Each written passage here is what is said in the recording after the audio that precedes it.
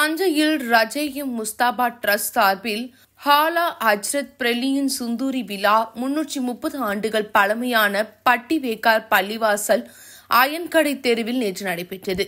விழாவுக்கு ஏஆர் இக்பால் ஹுசைன் தலைமை தாங்கினார்.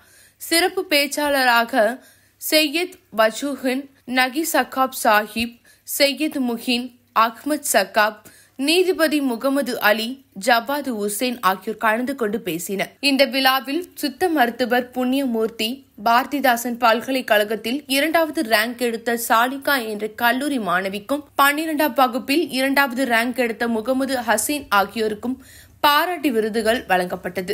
இந்த விழாவை செய்யது இப்ராஹிம் நூரி தொகுத்து வழங்கினார். விழாவிற்கான ஏற்பாடுகளை மௌலவி முகமது ருஸ்தும், அலி ரிஷ்வி, அனிஸ் சேட் ஆகியோர் செய்திருந்தனர். முடிவில் மௌலவி ஷாவனாஸ் லத்தீபி நன்றி கூறினார். இதில் ஏராளமானோர் கலந்து கொண்டனர்.